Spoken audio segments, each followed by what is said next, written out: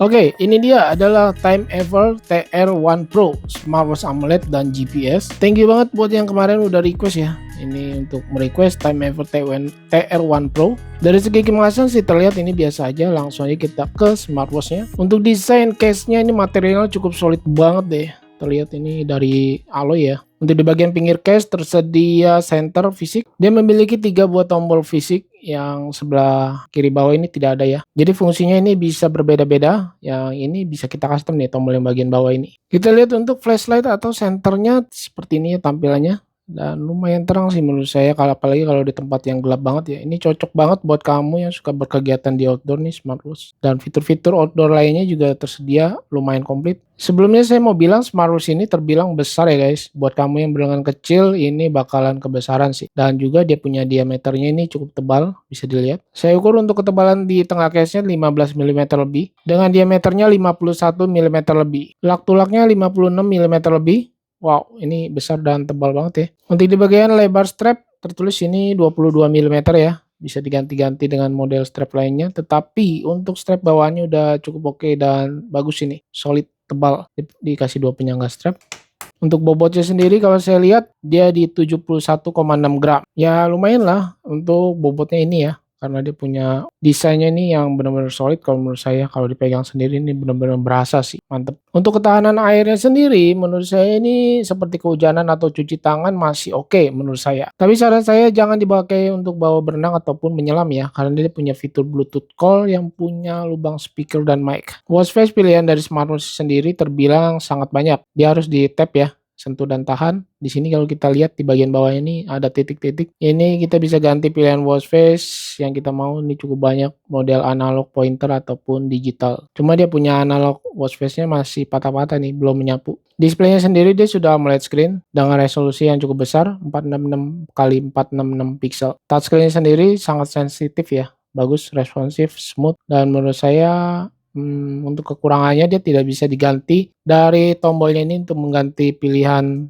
view UI atau tema ya. Jadi tombol yang kanan atas ini untuk meredupkan layar aja. Tombol yang bawah ini saya setting untuk masuk ke mode kalkulator, mode pintasnya ya. Sedangkan tombol yang bagian kiri atas ini untuk masuk ke mode sport olahraga. Saya coba tes di outdoor. Untuk displaynya ini saya fullin ya, brightness-nya masih terlihat dengan jelas, cakep AMOLED-nya. Untuk always on display dia pastinya sudah ada ya guys, karena dia sudah AMOLED dan kita bisa aktifkan di bagian ini aja nih, kita tap sekali aja langsung masuk ke always on display. Nah seperti ini, dia masih kita bisa pilih untuk always on display-nya, tersedia lumayan ya, dan masih bisa ditambah lagi dari aplikasinya. Di sini kita bisa atur all day atau schedule. Untuk layar dibuka mati atau face off, display off, ini kita bisa lihat ya, dia berfungsi. Tap to wake juga bisa. Cuma kekurangannya menurut saya ketika AOD aktif ini saya coba tes untuk raise to wake nggak bisa. Ya itu sih. Menu shortcutnya sendiri terbilang oke, walaupun di awal ini cuma muncul 6 bagian. Kalau kita slide ke kiri bisa kita tambah lagi atau kita custom di bagian ini. Nah, display duration ini screen time off bisa sampai 60 detik, 1 menitan. Lumayan lama nih. Raise to wake, tap to wake kita bisa setting dari setting smartwatch-nya, nggak usah melalui dari aplikasi ya. Dan dia belum ada auto brightness, jadi masih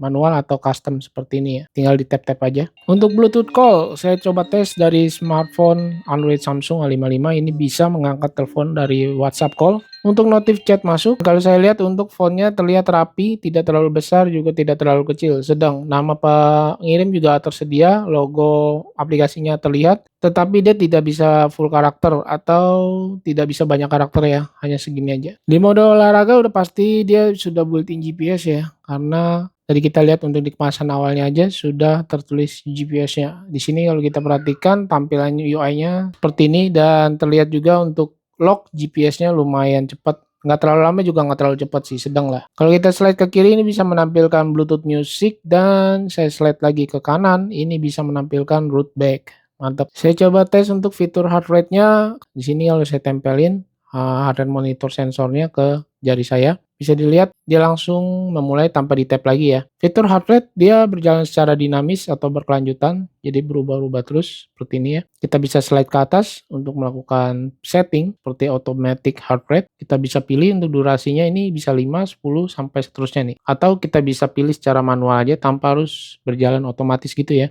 Kita offin. Pastinya kalau kita setting off itu lebih hemat baterai sih. Fitur BP atau blood pressure tersedia.